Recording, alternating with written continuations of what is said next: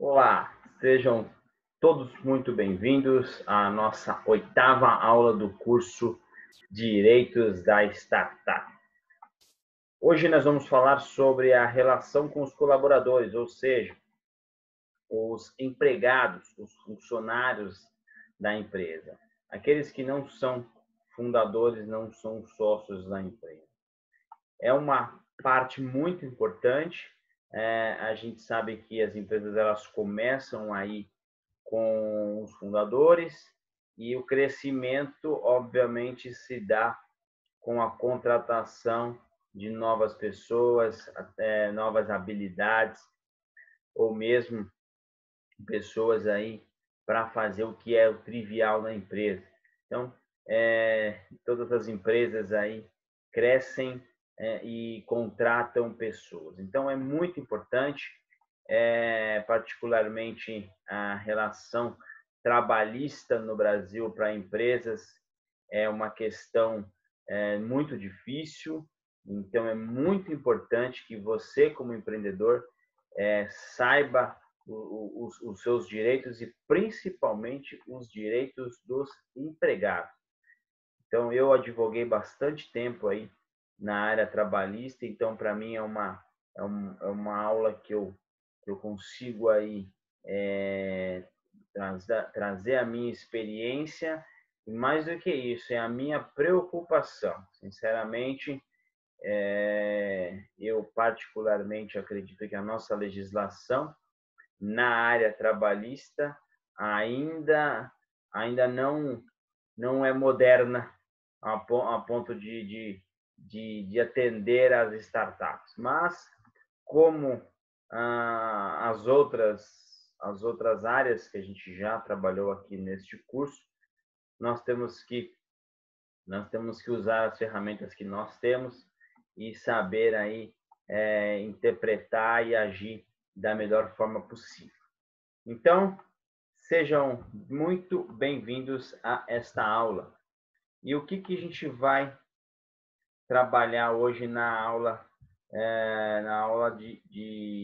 nessa aula 8, que fala das relações, né? Das relações de trabalho. Então, obviamente, a gente vai começar pelo que é o principal forma de contratação no Brasil, que é o vínculo de emprego, contratação através de prestação de serviço, que é a forma que as startups majoritariamente estão usando, principalmente no começo. Aí, atrelado a isso, vem a pejotização, que nada mais é do que você contratar uma pessoa através de uma pessoa jurídica, que pode ser até uma pessoa jurídica individual, e um contrato de veste, que também é um contrato aí, onde além de contratar a pessoa que vai trabalhar, essa pessoa tem a opção de ser sócio da empresa. Então, tudo isso nós vamos falar aqui nesta aula. Bom, se você é o meu aluno, tranquilamente você tem acesso a mim, mas se não é, pode entrar em contato com qualquer dúvida através deste e-mail ou então WhatsApp. Então vamos lá. O empreendedor, ao fundar uma startup, está exposto a diversos riscos. Um dos principais é o risco decorrente das relações trabalhistas, principalmente porque o empreendedor pode responder com seu patrimônio em eventual inadimplência da empresa. Então, sem fugir à regra, empreender é um risco, empreender no Brasil é mais arriscado ainda, e empreender numa startup é mais arriscado ainda. Então, o fato de você contratar alguém não está fugindo da regra do risco. Existem riscos. E esse curso aqui ele também tem o objetivo de mitigar o risco. Então, como fazer aí para você mitigar o seu risco trabalhista? O que eu quis dizer nessa frase aqui é o seguinte: a pessoa, quando abre uma empresa, funda uma startup, ela contrata as pessoas, ela acaba ficando responsável pelo emprego daquelas pessoas. Se a empresa venha a fechar, essas pessoas vão perder o emprego. Então, você acaba se tornando aí um responsável. Mas o mais importante é onde eu pego aqui, que é a principal questão que eu gosto de ressaltar aí com os empreendedores, é a questão da desconsideração da pessoa jurídica. Ou seja, todo mundo sabe que no Brasil nós temos uma legislação trabalhista muito forte, no sentido de proteger o trabalhador. Então, os juízes, geralmente aplicam a lei ao pé da letra, vamos dizer assim, e as condenações aí das empresas referente aos trabalhadores são muito grandes. Então, a pessoa trabalha aí 3 meses, o salário é R$ 1.500, então, ao longo da jornada, ela recebeu 4.500, ajuiza uma ação trabalhista, e aí a empresa é condenada a pagar R$ 9.000, ou seja, você contrata por um e no final tem que pagar 3. E aí, essa empresa não pagar, a startup a gente sabe que às vezes no começo não tem dinheiro, ou então ela fechou. Quem vai pagar? Vai pagar o sócio. Então, muito cuidado com a contratação. Então, você aí, empreendedor, tenha muito cuidado para escolher aí o advogado que vai fazer os seus contratos de trabalho, o contador que vai estar cuidando aí da sua folha de pagamento. Muitíssimo cuidado, porque isso reflete no seu patrimônio. É automático. Tá? Eu gosto de ressaltar isso, porque eu vivencio isso na prática, já vivenciei mais, hoje menos, mas é automático. Né? Outras situações, para você ir no patrimônio do sócio da empresa, às vezes a legislação ela prevê que precisa ocorrer uma fraude ou então uma confusão patrimonial, mas trabalhista não, é automático, a empresa não pagou, você vai pagar com o seu patrimônio. Então, toma muito cuidado você aí na hora de escolher o advogado que vai fazer os seus contratos. Então, o que você precisa saber? Empreendedor deve conhecer a legislação trabalhista. Já falei isso várias vezes. Muitas vezes você aí na sua cidade não tem um advogado especialista em legislação trabalhista ou em legislação de startup. Então, você vai utilizar o advogado ali da sua confiança, mas você tem que saber onde você está entrando e muitas vezes explicar para o seu advogado que você trabalha com inovação, que a sua empresa age de certa forma, que você tem aí 6 meses, 1 ano, 2 anos sem ter lucro. Então, é muito importante aí que o seu advogado saiba disso. Então, conhecer a legislação. O principal tipo de contratação é relação de emprego. Então, a regra é você ser empregado, você acompanhar as regras da CLT, o que a gente fala de seletista. Então, nós temos uma consolidação das leis do trabalho, a CLT, que recentemente sofreu uma reforma, mas continua sendo a principal forma de contratação. Se você quiser, você pode contratar de outra forma. Então, para isso, você tem que criar mecanismos para não configurar o vínculo de emprego, certo? Então, esta aqui é a forma. A regra é o vínculo de emprego. As regras estão na CLT e a carteira de trabalho é onde você formaliza o contrato. Quer fazer de outra forma? Desde que não faça algo ilegal, faça de uma maneira que não caracterize o emprego. Porque senão isso vai custar muito caro para você. Então, qual que é a forma que a gente encontra? Né? É o contrato de prestação de serviço. Muitas vezes você está precisando de um profissional que não precisa trabalhar full time na sua empresa, você não tem dinheiro para pagar, né? Ou então a pessoa está até em outro estado. Então, o contrato de prestação de serviços, ele é muito importante. Então, a gente vamos colocar duas formas de contrato. Aquele previsto na CLT e o contrato de prestação de serviço. Então, vamos colocar aqui previsto na Lei Civil.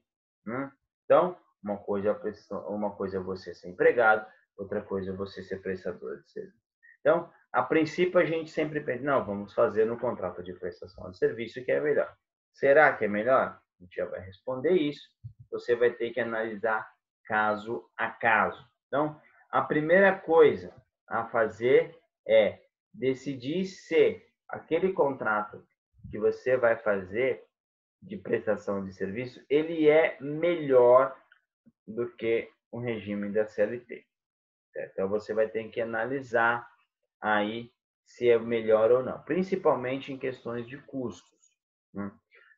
Então, vamos supor que você decida que é melhor você ter uma prestação de serviço. Então, a primeira coisa, o contrato de prestação de serviço, por si só, não é capaz de afastar a relação de emprego. Por que que não é capaz? Vou explicar isso durante a aula. A CLT, ela tem no seu artigo 3º, ela fala quais são os requisitos para que uma pessoa seja considerada empregada. Se você faz um contrato de prestação de serviço, mas a pessoa cumpre os 4 requisitos, o seu contrato não valeu de nada. Certo? Então, a primeira coisa a fazer, o contrato tem que ser bem elaborado. Por quê? Ó, princípio da primazia da realidade. Não importa que você tenha um contrato que fala que é prestação de serviço, se na realidade ele é um empregado. Então, a primazia da realidade, ela vai ver o que é verdade, não o que está no papel. Certo? Por quê? Porque, olha só, um colaborador contratado como prestador de serviço pode ter seu vínculo reconhecido na Justiça do Trabalho. Que é um parênteses, como é que funciona na prática. Né? Claro que esse curso aqui é para empreendedor e para advogado, mas para o empreendedor, como é que funciona esse negócio do vínculo de emprego? Então, a pessoa, você contrata a pessoa. Então, você vai lá, você tem a opção de fazer o contrato de trabalho pelas regras da CLT ou não. Então, vamos supor que você não faça nas regras da CLT. E aí, a pessoa trabalha para você tanto tempo. Aí, no final, você paga lá a pessoa vai embora tudo certo. Aí ela fala, não, peraí. Eu trabalhava lá e eu era empregado. Eu não era prestador de serviço. Porque eu cumpria todos os requisitos do artigo 3º. E aí, o empregador, o dono da startup, deixou de pagar vários direitos que eu estou vendo aqui que a lei manda pagar. Não adianta o empregado voltar lá na empresa e falar, olha, na verdade eu andei pensando bem, eu era empregado, eu não era prestador de serviço. Então você ficou me devendo aqui esses direitos aqui previstos na CLT. Lógico que ele não vai fazer isso. Nenhuma empresa vai aceitar. Então, o que ele faz? Ajuiza uma ação trabalhista de reconhecimento de vínculo. Aí ele vai lá e vai descrever como que era a atividade dele, vai descrever que essa atividade se enquadrava exatamente nos requisitos do artigo 3º que a gente já vai ver. E, logicamente, tem que fazer a prova. A prova testemunhal é uma das mais importantes, mas pode também ser a prova documental. Então, é assim que faz o reconhecimento de vínculo. É aqui que mora o perigo. Se, por acaso, for reconhecido o vínculo e, de fato, o trabalhador não recebeu aqueles direitos, a empresa vai ser condenada a pagar todos aqueles direitos. Então, muito perigoso, muito importante você saber que você tem esses direitos. Agora, tem uma questão também que eu gosto de ressaltar.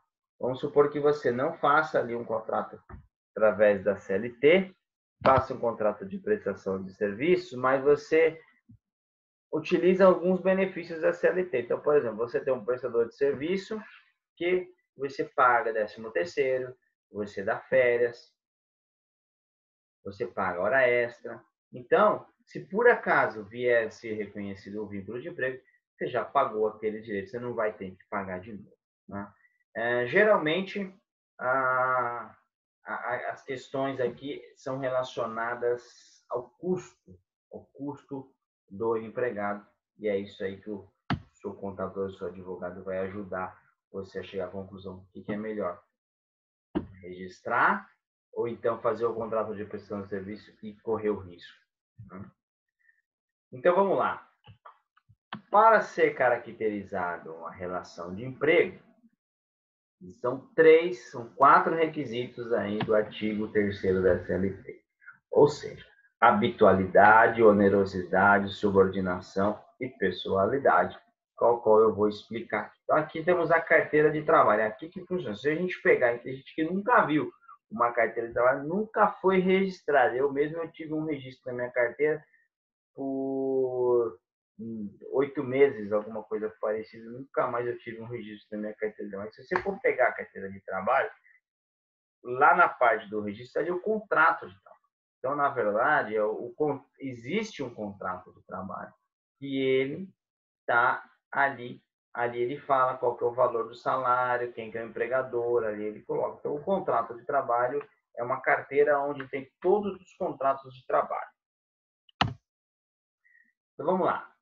Habitualidade ou não eventualidade.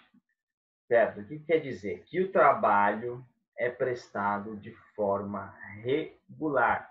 Tá? A lei ela não fala qual que é a frequência, 1 dia, 2 dias, 3 dias. Não. Ela tem que ser regular. Então, vamos supor que a pessoa trabalhe para você toda segunda-feira, das 9 às 5 da tarde. Isso aqui já é habitual, certo? Então, isso aqui já está configurando aí que é a habitualidade. Então, eu vou aproveitar, e a lei não fala o que existe, né?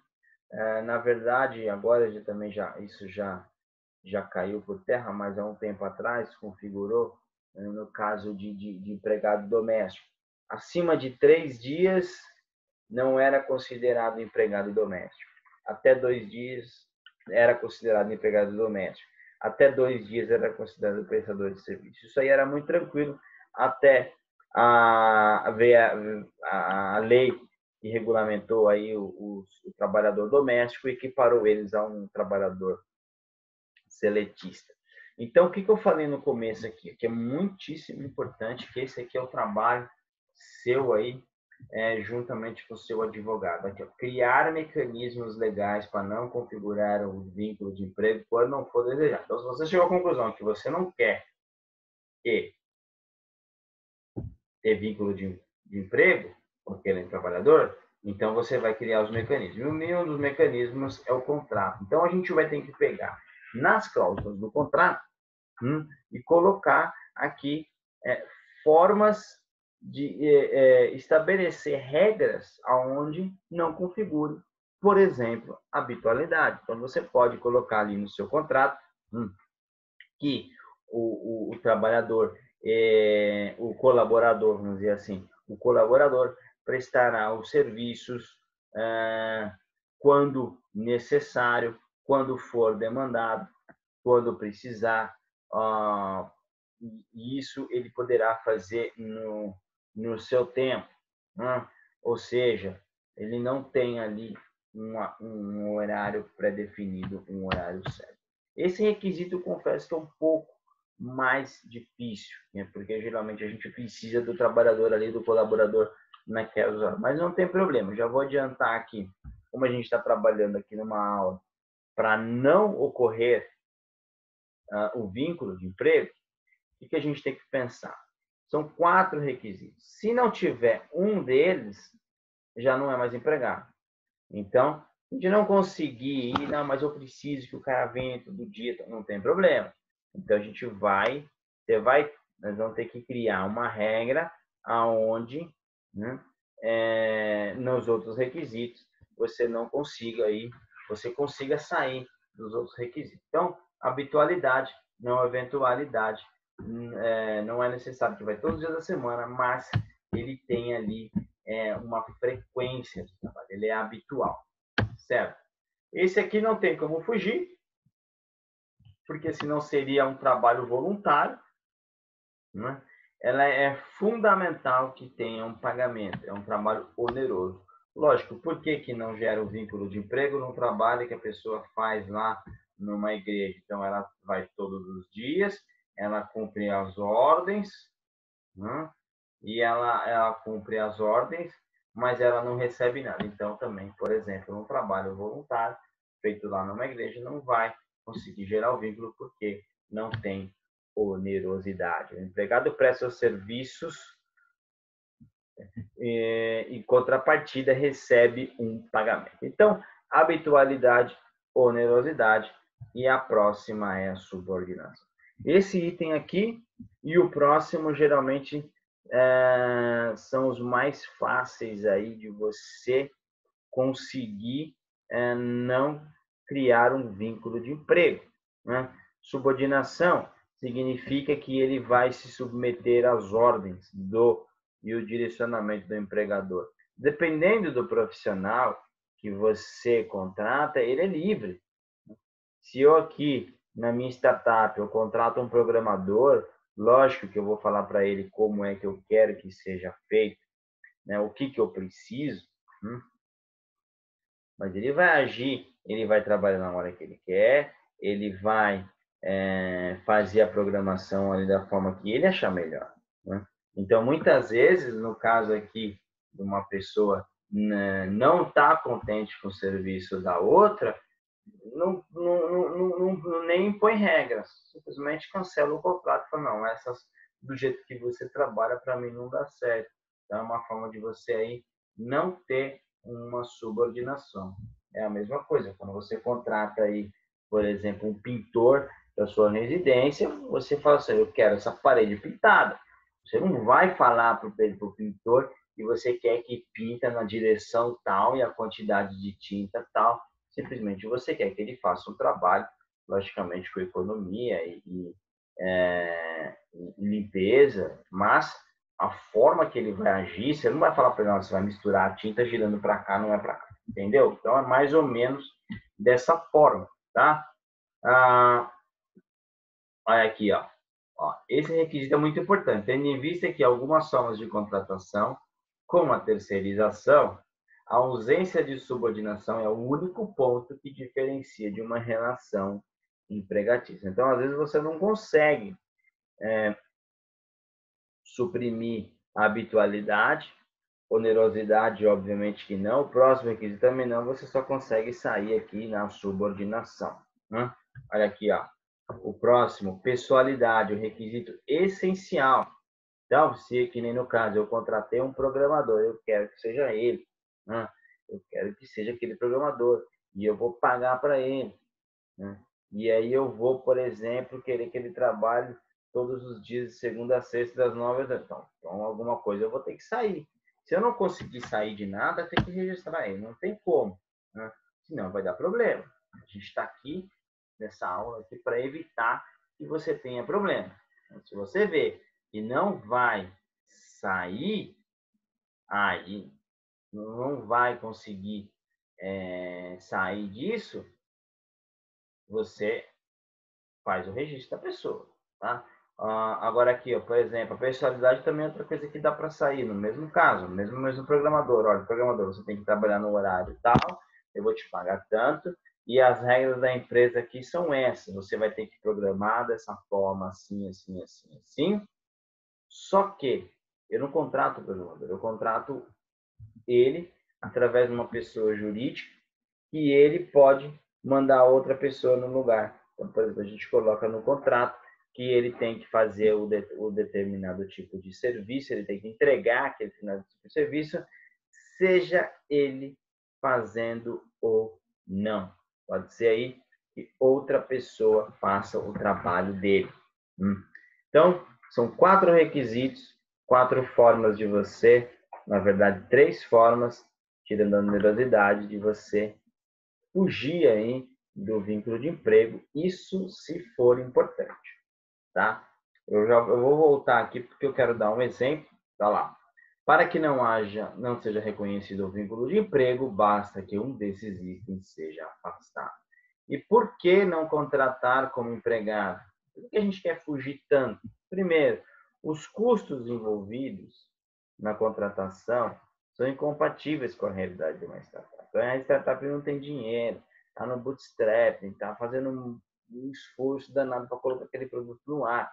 Então, quer dizer, agora você vai pegar um trabalhador que tem tanto que você tem que pagar, é tanto de benefício, é tanto disso, é tanto daquilo, acaba inviabilizando, né? Então, muitas vezes, até as startups contratam pessoas mais novas, que estão dispostas a ganhar menos, e assim, não é obrigar, né? Então, essa aqui é aquela questão, lógico, que a gente tem que proteger o mais fraco e o suficiente, as empresas são mais fortes, os trabalhadores são mais fracos, a lei está aqui para isso, o Estado está aqui para isso, mas eu volto, né, até que ponto, né, essa intervenção aí estatal ela é boa para o país, né?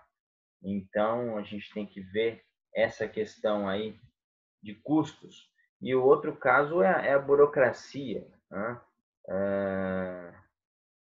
A burocracia envolvida aí para você registrar uma pessoa e ter um contador, aí tem que fazer o registro no Ministério do Trabalho, tem que fazer o registro na Caixa Econômica Federal, aí você tem que pagar uma guia tem que depositar o fundo de garantia numa guia, você tem que depositar o INSS numa outra guia, e aí você tem que fazer um cálculo, tem que acompanhar ali quando é que vai ser a férias. Quer dizer, praticamente você tem que contratar um contador para fazer isso. Aí é mais uma despesa aí que você gera. Né? Agora, um detalhe muito importante que eu quero dizer aqui em relação ao custo, né?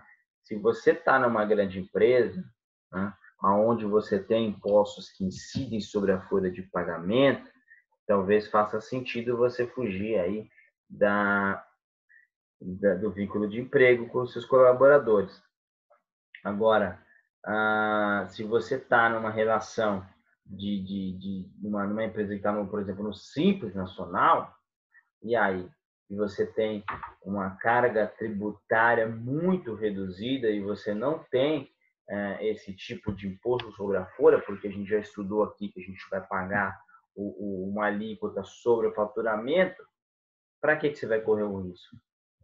Então, volto a dizer, você tem que saber, empreendedor, mas ao mesmo tempo tem que conversar com o seu advogado para ver se você está agindo aí da maneira certa. E aí, o que aconteceu, né? No Brasil? Foi criado aqui esse termo chamado pejotização, que nada mais é você contratar através de uma pessoa jurídica. É conhecida como a prática do empregador em contratar um funcionário como PJ, pessoa jurídica, ou dispensar um empregado com registro e recontratado como pessoa jurídica. Então, hoje está muitíssimo na moda aí, principalmente pelo fato de você ter essa chance de você sair da CLT, né, de você não cumprir esses requisitos. E a partir do momento em que você não cumpre esses requisitos, você também já não faz o contrato com a pessoa, você faz o contrato com a empresa para quê? Para ele te emitir uma nota fiscal, né? Para você justificar aquele pagamento. Senão fica uma coisa ali, como é que a empresa vai tirar vai passar um recibo, né? Então, o empregado, ele cria uma pessoa jurídica, hoje é muito fácil, em 2 minutos você faz um MEI, pode criar hoje você tem uma limitada, que é unipessoal, você tem Ireli, que é unipessoal, você tem o empresário individual, que é unipessoal, então é muito fácil você criar aí uma pessoa jurídica, e aí você emite a nota, né? Então a pessoa te paga mediante a nota fiscal. Então, essa aqui, né, que é o termo aí hoje em dia muito utilizado pelas startups, o contrato através de pessoa jurídica. É o que eu falei, não é porque é pessoa jurídica que você não pode pagar hora extra, que você não pode pagar 13º, que você não pode ter participação nos lucros.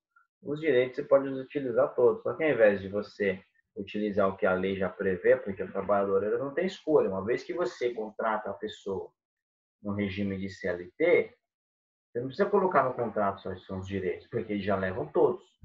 Agora, se você fizer um contrato de prestação de serviço com uma pessoa jurídica, você é obrigado a descrever no contrato quais são aqueles direitos.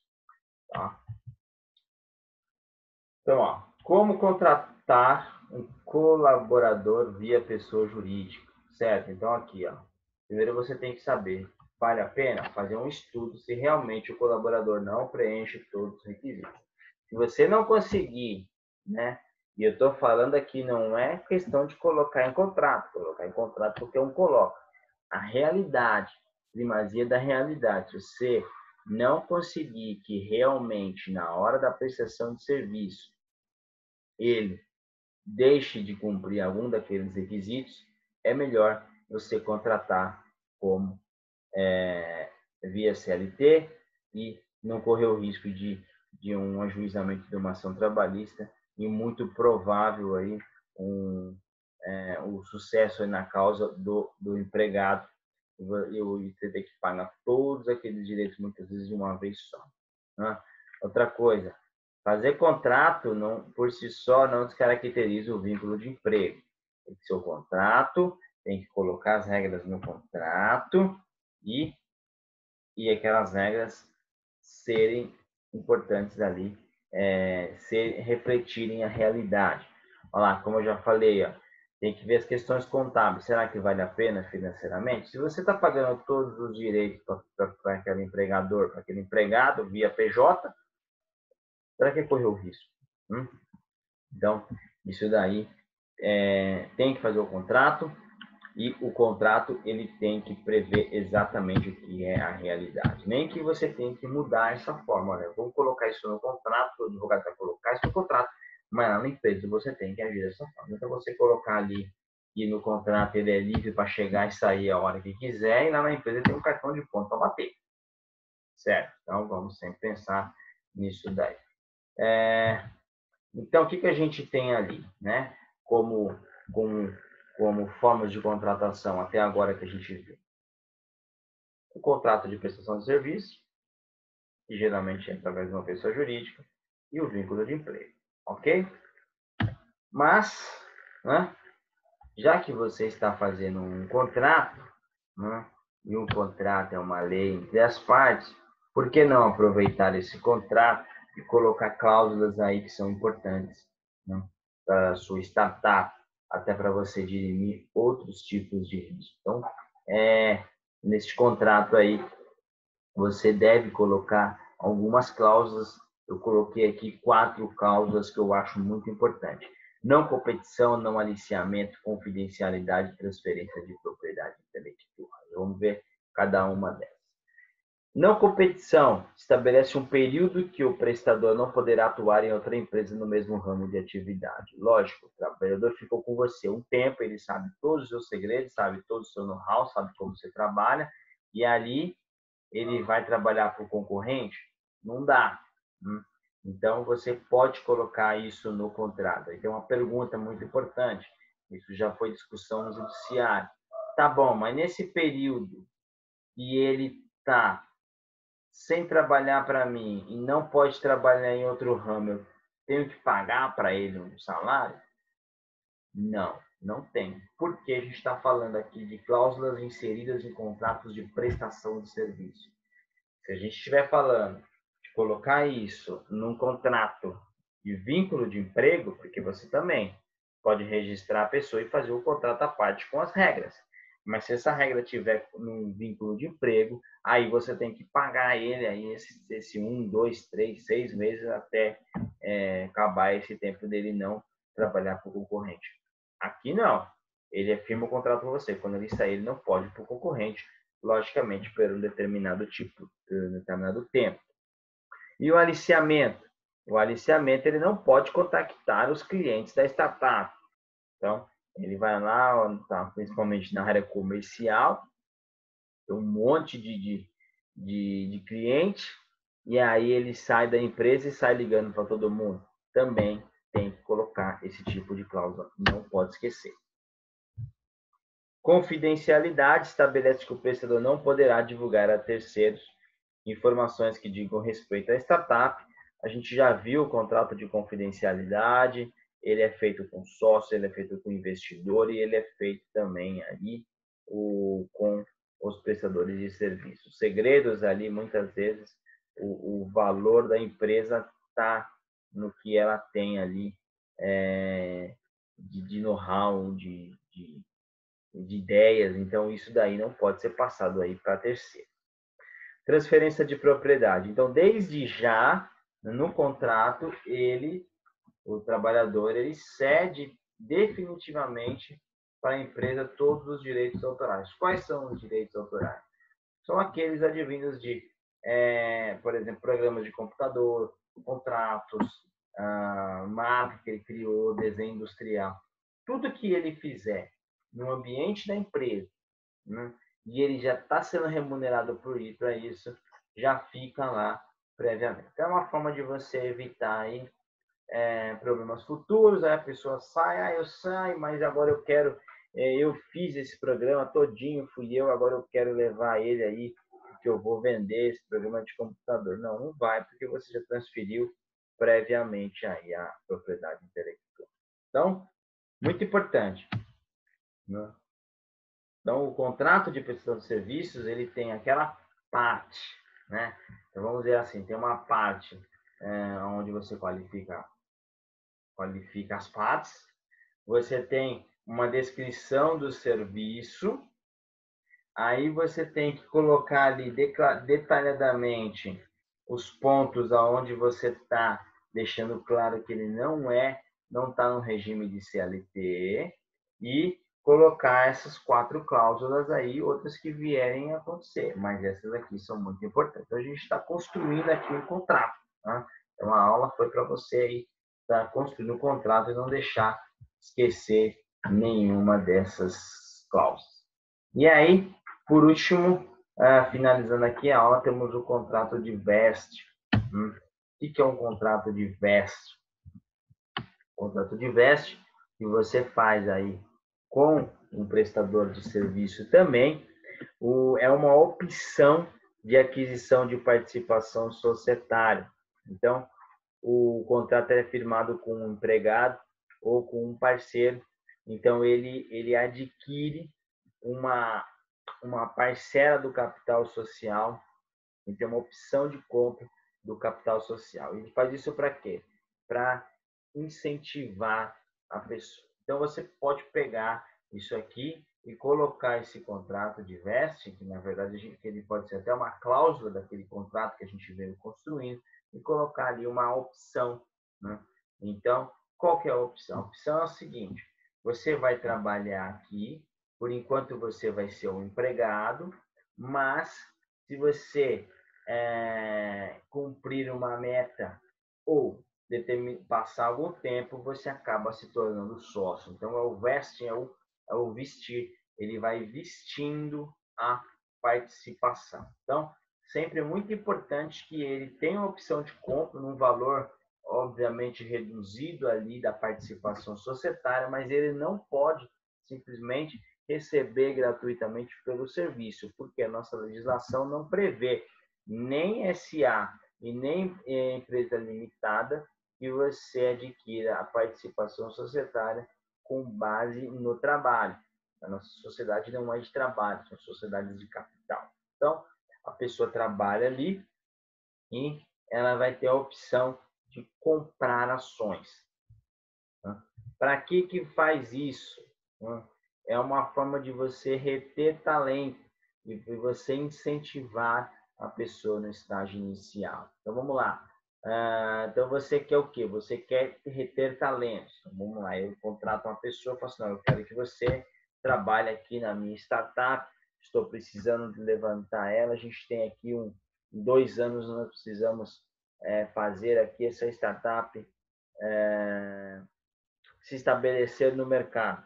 Se você continuar comigo aqui nesses 2 anos trabalhando com a sua competência, a sua expertise, daqui 2 anos você vira sócio da empresa.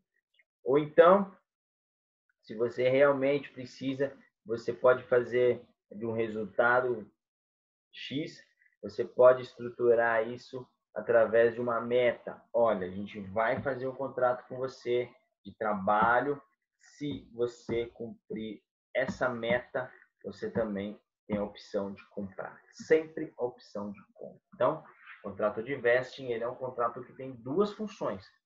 Uma é trazer o colaborador para os quadros da empresa e, além do pagamento do salário, ele vai ter a opção de se tornar sócio da empresa ali no momento futuro, sempre no momento futuro. Então, isso aqui está sendo muitíssimo utilizado. E o tempo de duração? Geralmente, ele tem um período aí. Na verdade, não existe uma regra. Vamos falar o que o pessoal faz muito aí, logicamente copiando lá do Vale do Silício. Tá? Temos um período que chama o período de Cliff. O período de Cliff é o seguinte, por exemplo, o primeiro ano ele trabalha lá e aí ele não tem direito a comprar nada, ele não tem opção de compra no período de um ano, mesmo que ele atinja a meta, certo? E aí, após o período de Cliff, começa o período do vesting, que é o período de vestir. Então, por exemplo, aqui, o vesting 4 anos. Ó, a cada ano, ele tem a opção de comprar 2,5% da empresa. No final, terá um máximo de 10 anos. Então, muito simples, são cláusulas muito tranquilas. Convide a pessoa para trabalhar para você, fala assim, olha, eu quero que você trabalhe, mas não é só isso, eu quero que você seja meu sócio. Então, no primeiro ano, você vai só trabalhar, e aí, a partir do segundo ano, conforme a gente for passando aí o tempo, você vai adquirindo, você vai poder comprar participações na empresa já por um preço aqui pré-estabelecido. Então, fazendo isso, lógico que a pessoa sabendo que vai ser sócio, ele vai dar o sangue ali para a empresa como se fosse dono, né? Que ainda não é, mas no futuro vai ser. Então, dá para a gente usar isso aqui.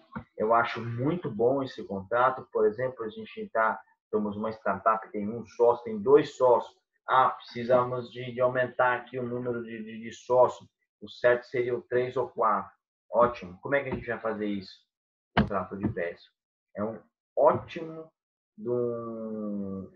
contrato, é uma ótima opção para você colocar sócios aí na sua empresa, sem colocar a pessoa ali de sócio e não dar certo. Então, você tem o período de Cliff e você tem o período de vesting, que ela vai adquirindo a participação. Aí, o que acontece? Você vai, naquele contrato de trabalho, tem as cláusulas do vesting, você também tem que fazer ele assinar o acordo de acionistas, da mesma forma que os sócios assinam, os investidores assinam, desde já ele já tem que concordar. Como ele vai ser sócio lá na frente, né, ele tem que concordar com as cláusulas ali da sociedade. Então, não pode esquecer, junto com o contrato de vesting, já que ele vai ser sócio no momento futuro, ele já assina ali o acordo de sócio. Tem uma forma aqui também que é muito usada, uma forma que é o seguinte, a pessoa faz o contrato de vesting, passa o período de Cliff, ele começa a adquirir a opção de compra, né, conforme o tempo, mas ele ainda não compra. Né? Então, vamos supor, naquele mesmo exemplo aqui dos 4 anos. Né? Então, a cada ano ele adquire 2%, mas aqui ele adquire o direito de ter os 2,5%. Depois de 5, 7,5 e 10. Mas ele, efetivamente, ele não compra. Ele só vai fazer a opção de compra no evento de liquidez. Então, como por exemplo, né? Então, ele foi lá, passou o período de Cliff, aí passou 1 ano, passou 2 anos, ele está com o direito de comprar 5%. Ele não vai comprar. Aí vamos supor que a empresa vai ser vendida. A gente está com o acionista, ele vai vir para pagar aqui 5 milhões na empresa. Então, os 5% dele vale 250 mil reais. E aí ele vai exercer a opção de compra pelo valor determinado lá de 10 mil reais, vamos supor assim. Então, ele se torna sócio por um curto período. Então, isso é uma cláusula que faz o quê? Essas cláusulas visam proteger a empresa, evitando que o sócio tenha direito ao voto.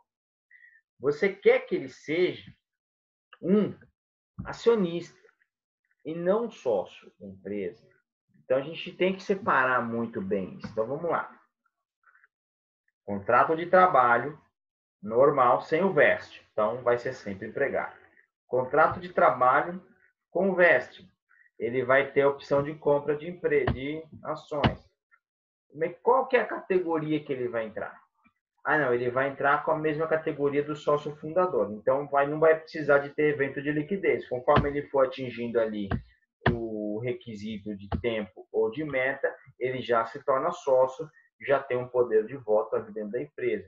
Não, ele vai ser uma categoria de investidor. Então, ele pode até adquirir, mas ele fica como investidor. E muitas vezes ele nem adquire, ele só exerce a opção de compra no evento de liquidez, quando a empresa for comprada por outra, ou houver aquisição, fusão, cisão. Então, essas cláusulas visam aí proteger a empresa daquela pessoa que não é o fundador, porque muitas vezes a gente sabe que é a cabeça ali do fundador, dos fundadores, que faz o norte da empresa, e outra pessoa ali pode vir a criar um conflito e causar aí até, sei lá, a quebra da empresa, ou que seria uma situação hipotética mais drástica, mas pode vir a acontecer. Então, é sempre muito importante a gente pensar nessa situação. Então, só para recapitular aqui, o contrato de vesting, né, ele é um contrato é uma opção de aquisição que você vai fazer com aquele colaborador que vai entrar lá na sua empresa. Para que você vai fazer isso? Para reter o cara, para reter o talento. Você trabalha para mim e eu vou te dar ali a opção de comprar um percentual da empresa. E também você faz isso porque você precisa daquela pessoa por um tempo e você precisa daquela pessoa trabalhando para cumprir as metas aí necessárias para o seu negócio crescer.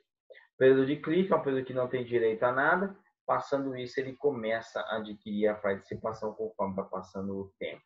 E, já que ele vai se tornar sócio, você precisa definir qual que é a categoria dele, se ele é sócio, se ele é investidor. E aí, tem que assinar também, desde já, o acordo de sócio. E a última cláusula, se você não quiser que ele participe das decisões estratégicas da empresa, você deixa claro que a opção de compra só vai ocorrer quando a empresa for vendida ou cindida ou alguma coisa nesse sentido.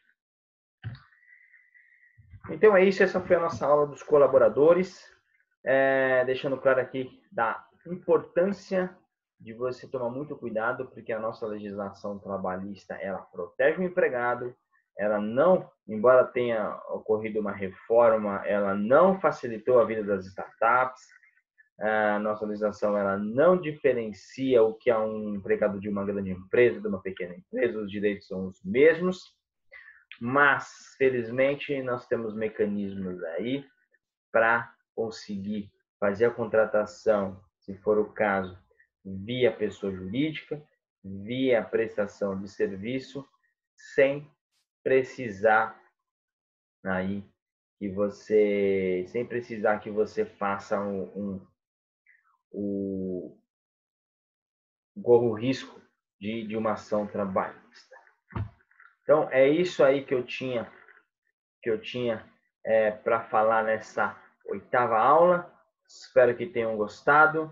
Qualquer dúvida, entre em contato comigo pelo e-mail, telefone ou WhatsApp. Muito obrigado.